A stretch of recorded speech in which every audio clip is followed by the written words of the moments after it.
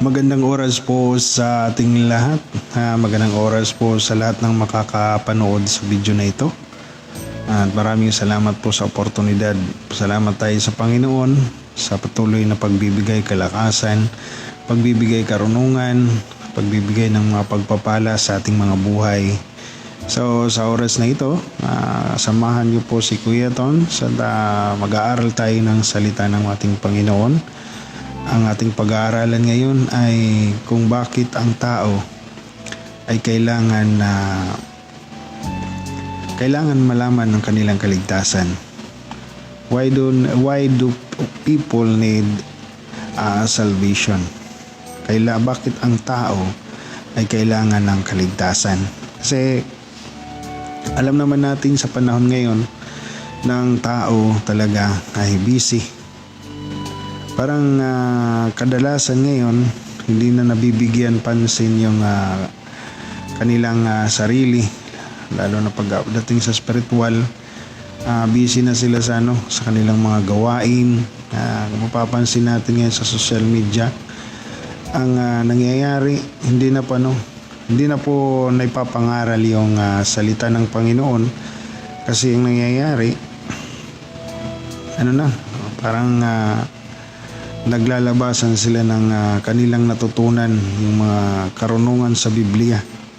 Gusto nilang palabasin na ang kanilang mga itinuturo ay tama. Tama ang kanilang pagkaintindi, tama ang kanilang interpretasyon, tama ang kanilang mga mga naiintindihan. Baga yun ang pinagmamalaki nila. Kaya ngayon kung mapapansin nyo, kahit sa TikTok, YouTube, Facebook, sa lahat ng mga social media, naglalabasan din yung karunungan ng tao. Pero sa napapansin ko, kulang ng nangangaral ng salita ng Panginoon.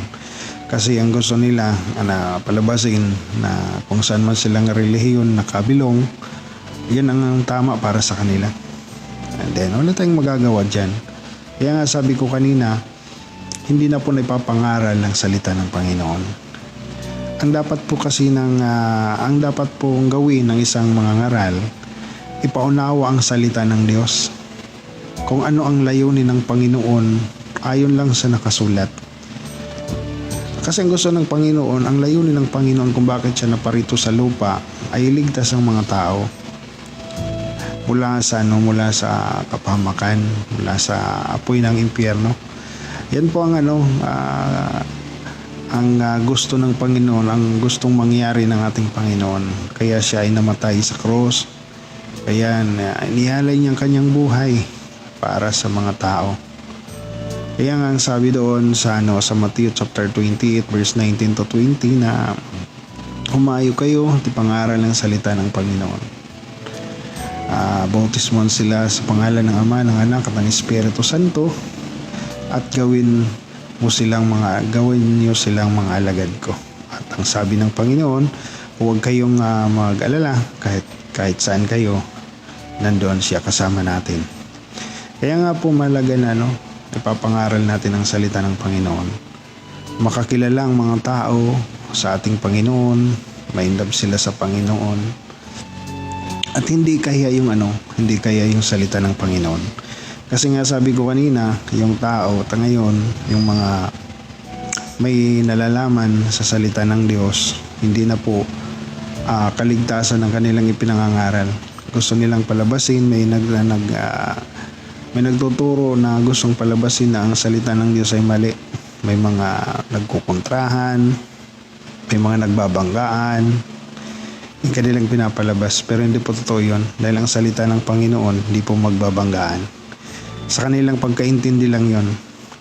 Yan ang totoo. At maraming ngayon na gumagamit pa ng ibang mga interpretasyon, gumagamit ng mga Bible na mga Spanish translation para lang matumpak sa kanilang pero hindi na yan importante. Ang mga laga para sa akin, may pangaral ang salita ng Panginoon. Kaya sabi ni San Pablo, Hindi ko kinakahiya ang salita ng Panginoon. Yan po ang sabi niya. Kasi yan po ang yan po ang makapagliligtas sa lahat ng uri ng tao. Maging Grego man yan, o maging Hintil man yan, o anumang klaseng tao siya. Yan po ang kaligtasan, ang salita ng ating Panginoon, or ang magandang balita mula sa salita ng ating Panginoon.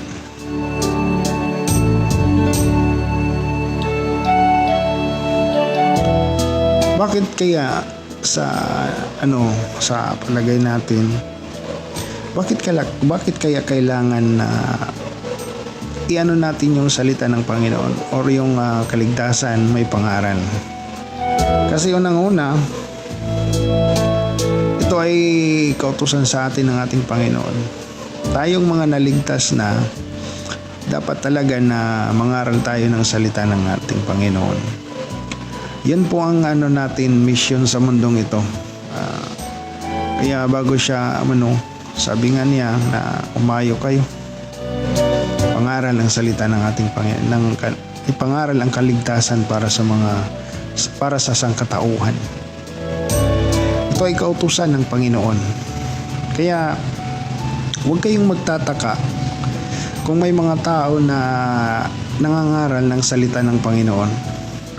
Kasi yan po ay kautusan ng ating Panginoon na dapat sundin ng isang mananampalataya. Kasi hindi tayo tinawag ng Panginoon para manahimik na lang. Hindi tayo tinawag ng Panginoon para hindi sundin ang kanyang hindi sundin ang kanyang mga utos.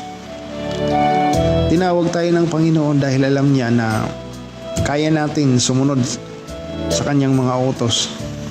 Diba? Dahil ang taong nag-iisip na hindi niya kayang gawin ang utos ng Panginoon, hindi talaga yan susunod sa Panginoon. Dahil ang taong alam niya sa kanyang sarili na kaya niyang sumunod sa Panginoon, ay susunod talaga siya sa Panginoon. Ang sabi dito, we have been commanded to preach the gospel to all creation. Ibig sabihin po, lahat ng tao, tayong pumili ng tao na ating babahagian ng salita ng Panginoon. Kasi ang nangyayari sa panahon ngayon, pag mahirap ang isang tao, parang hindi napapansin. Maski sa mga simbahan ngayon, mapapansin nyo, mas pinapahalagan ng ibang tao, ng ibang mga ngaral na pag may pera ka, ka talaga sa church, parang you are special. Pag ka lang, mahirap, sa puwera ka lang, hindi ka papansinin. Pero ang sabi ng Panginoon, we have been commanded to preach the gospel to all creation. Lahat dapat, maging mahirap mayaman, maging mabaho man yan, basta importante makikinig. Ano ang kalagayan ng tao, dapat nating bahagian ng salita ng Panginoon. Kasi sabi ng Panginoon, go into all the world and preach the gospel to every creature. O diba? So wala na tayong ibang dahilan para hindi mangaral. Tayong mga naligtas na, tayong mga tumanggap sa Panginoon, pag tumanggap tayo sa Panginoon, ibig sabihin tinanggap natin yung tinatanggap din natin yung kautusan ng ating Panginoon na ipangaral. Kasi hindi naman talaga mahirap mangaral ng salita ng Panginoon. Nagigirang mahirap lang yon dahil sa ating pagdadoubt sa ating sarili. Dahil ang akala natin hindi natin kaya. Pero sa totoo lang, hindi naman tayo ang magsasalita eh. Ang magsasalita dyan ang banal na Espiritu Santo na ipapadala ng Panginoon. While you are preaching the word, then the Lord will send the Holy Spirit and bigyan ka ng kalakasan, karunungan at mga salitang gagamitin mo para madala mo yung tao sa Kanya. So yan po, unang-una po, bakit natin kailangan ipangaral ang salita ng Diyos? Kasi ito po ay kautusan sa atin ng ating Panginoon na dapat natin sundin bilang mga alagad ng ating Panginoon. Pangalawa po, ang kung bakit kailangan natin ipangaral ang salita ng Panginoon. Kasi alam naman natin that hell exists. Kung nag-i-exist po ang tao, ang mundo, din may ginawa pong impyerno ang Panginoon na dapat sana sa kaaway lang. Pero dahil sa sa tao, dahil sa hindi pagsunod ng tao, kaya may mga tao na pupunta doon kasi ayaw nilang sumunod sa Panginoon. Maski anong gawin ng tao, anong gawin ng mga ngaral, may mga tao talaga na ayaw. Well, sa totoo lang, maski ang Panginoon hindi magpipilit kung ayaw talaga niya. Pero the Lord give more chances, maraming chance na binibigay ang Panginoon para makaunawa or para tanggapin nila ang salita or ang kaligtasan na ini-offer ng Panginoon. Kasi pag hindi mo tanggapin ang kaligtasan na ino-offer sa iyo ng Panginoon, then kawawa ang isang tao. Maybe mapunta siya sa impyerno. Kasi nga either we like it or not, ang impyerno talaga ay nag-i-excess. Hindi po yung hindi po yung theory lang, hindi po yung mga haka-haka lang. Sa totoo lang, kung totoo ang langit, totoo din ang impyerno. Kung mayroong naghihintay sa isang mananampalataya na nagiging tapat sa Panginoon na kaligayahan, then mayroon ding naghihintay na kaparusahan sa mga taong ayaw sumunod sa Panginoon. Kaya delikado po ang buhay. Delikado ang ating kaluluwa. Minsan tayo dito sa lupa, nagtitiis. Dahil minsan yung tao nahihirapang mangat sa buhay hanggang sa mawala na dito sa mundo, ganun pa rin. But the pinakamasakit dyan na pagdating ng araw, naghirap ka na sa mundo, pagdating ng panahon, maghihirap ka pa rin. Kaya dito pa lang sa lupa, dapat tanggapin na natin ang ating Panginoon bilang Diyos at tagapagligtas ng ating buhay. Kasi walang ibang makakapag sa atin, ligtas kundi ang Diyos mismo. Delikado kasi yun nga, totoo po ang impyerno. Totoong may apoy doon. Kaya kaibigan, mag-isip-isip tayo. Dapat sa lahat ng mga pangaral natin ang salita ng Panginoon. Huwag tayong maging sabihin natin na magaling ako, marunong ako. Huwag nating isipin yun.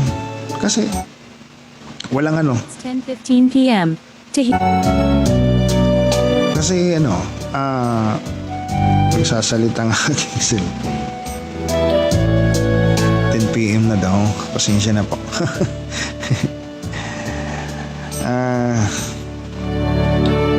Dapat ipangaral natin ang salita ng Panginoon. Kasi yun din po, hindi yung sabi ko kanina, ang tao ngayon nais palabasin ang kanyang sarili na magaling siya. Pero nakakalimutan na nila yung salita ng Panginoon na dapat yun ang dapat ipinapangaral ng isang mangangaral. Sabi ng Panginoon, Jesus said, "But I will show you whom you should fear, him who after he has killed has the power to cast into hell." So, yan po. Na matuto tayo kung sino talaga ang dapat nating katakutan. Kasi may mga tao na hindi takot sa Panginoon. Takot sa kapwa-tao, takot sa mga dyan. Pero pagdating sa Panginoon, parang ini-ignore lang. Kaya ang sabi ng Panginoon, matakot kayo sa pumapatay ng kaluluwa at ng katawan. Kasi may mga ang katawan lang ang pinapatay pero di naman kayang patayin ang kaluluwa ng tao. Kaya dapat natin alam kung sino dapat talagang ating katakutan. Katakutan natin ang Diyos kasi ang Diyos ang magdadala sa atin or huhusga sa atin papuntang impyerno. Yan po ang katotohanan na dapat nating malaman. Kasi ang tao, sabi sa sa Hebrews chapter 9 verse 27 na tinakda sa tao na mamatay minsan at pagkatapos ay paghuhukom. Yan po ang dapat nating malaman. Walang exempted sa mundo. Lahat po tayo ay aalis, lahat ay iwanan. Ang maganda, pagdating ng araw, hindi impyerno ang ating pupuntahan, kundi ang kaharian ng ating Panginoon.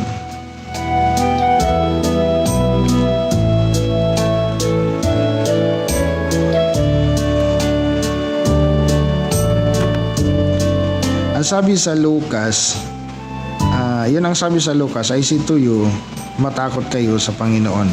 Ang sabi dito, if hell didn't exist, we would have a legitimate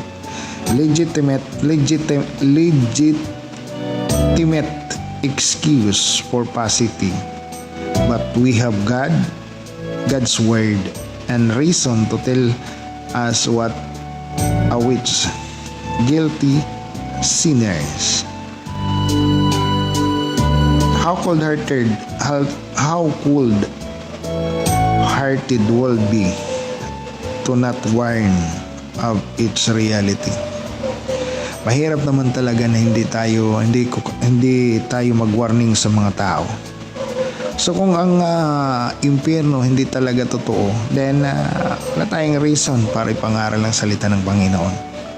Pero according sa salita ng ating Panginoon na may impyerno, then kailangan nating ipangaral ang salita ng Panginoon sa iba't ibang paraan. Yan po ang dapat nating gawin, kasi sabi nga natin, ang panahon natin ngayon, hindi na ipinapangaral ang salita ng Panginoon, kundi ginagamit nila yung Biblia para palabasin at paniwalain ng tao na mga marurunong sila. But the truth is, mga mangmang po sila. Sabi niya, number 3 tayo is try to love our neighbor as much as we love ourselves. So we try to love our neighbor dito sa lupa. Gusto natin mahalin ang ating kapwa, gaya ng ating pagmamahal sa ating sarili. May ginamit dito na isang halimbawa ang isang firefighter rescuing people from a burning building. Maybe fearful and prepared to be home with his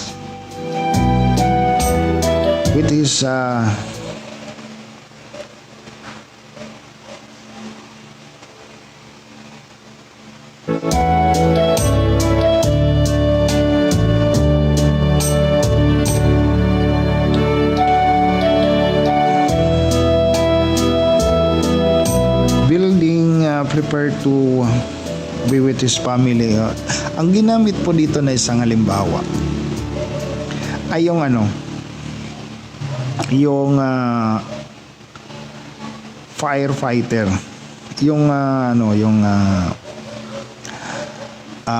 mga bumbero, mga pumapatay ng sunog.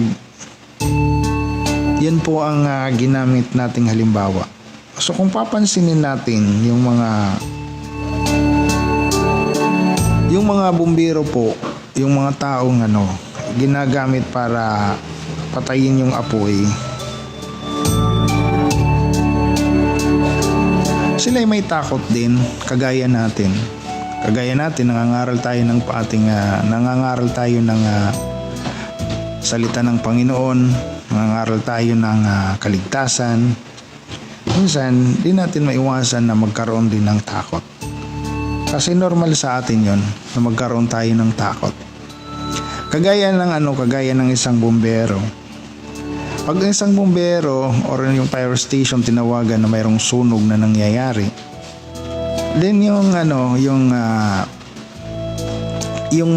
mga operator ng hose, yung mga fireman, sabihin na lang natin yung mga fireman, pumupunta sila doon, pero hindi ibig sabihin na wala silang takot. Kasi yung pupuntahan nila, hindi yun kainan. Hindi yun party. Hindi yun inuman or ano pa mang okasyon. Delikado yun. May takot sila na sa kanilang isip, gawin yung nararapat, kasi di natin alam doon sa may mga nasusunugan, may mga taong na-trap or mga taong hindi makalabas dahil sa apoy. Kaya kinakailangan niyang pumunta doon upang iligtas ang mga tao sa apoy. Instead na umayaw, kasi mahal niya yung kapwa niya. Hindi din naman pwede nating sabihin dahil may sahod siya. Kasi sabi ko, yung trabahong yun napakadelikado. Ang kalaban mo doon ay apoy. Pag nagkamali ka, pwede kang isama or pwede kang kainin ng apoy. Pero hindi nila iniisip, kasi ang gusto nila ay maligtas yung mga tao na nasusunugan, na maligtas yung tahanan, mga gamit, lalo na yung mga tao. Tayong mga ngaral, ganun din tayo. May takot tayo na humayo. Mas minsan pinipili nating manatili sa bahay kasi gusto nating makabanding ang ating pamilya. Pero mayroon tayong kailangan gawin. Diba sabi kanina sa una na ito'y kautusan ng Panginoon na ipangaral ang salita ng Diyos. Kagaya ng isang bombero. Kahit delikado, para lang magligtas ng tao, ginagawa nila. Sa atin ding mga ngaral kung bakit kailangan nating ipangaral ang salita or kaligtasan ng Panginoon. Kasi alam natin na ang tao, pag hindi makarinig ng salita ng Panginoon or hindi niya malaman na pwede siyang maligtas or maligaw ang kanyang kaluluwa, talagang masusunog ang kanyang kaluluwa. Pero pag napangaralan natin yan, naging matapang tayo sa pangangaral, kahit minsan delikado. Kasi may mga tao na re-reject tayo. Pero wala tayong magagawa doon. But ang importante doon, we do our part. Na ipangaral, kasi ang sadya natin, hindi kung ano-ano. Kundi ang sadya natin ay magligtas ng kaluluwa. Yan po kasi ang utos sa atin ng ating Panginoon. Kaya maraming tao ang papunta ng impyerno. Iilan lang po ang papasok sa langit. Kaya mga kapatid, bilang mga ngaral ng Panginoon, mangaral po tayo. Kung ano man ang inaano sa'yo ng Panginoon, din gawin mo. Kasi matutuwa ang Panginoon kapag maraming kaluluwa ang pumasok sa kanyang kaharian. Yan lamang po.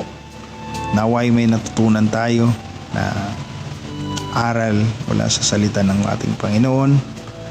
At pagdating ng araw, naway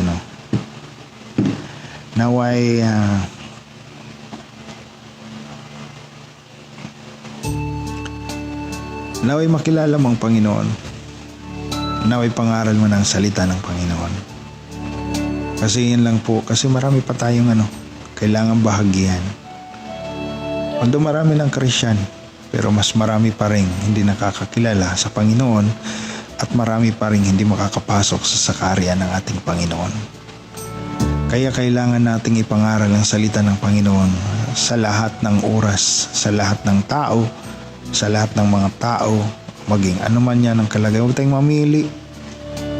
Basta't importante, tumanggap sa Panginoon, tinatanggap ang salita ng Panginoon, makarinig siya, malaman niya na may impyerno, malaman din niya na mayroong tagapagligtas. Yan lamang po.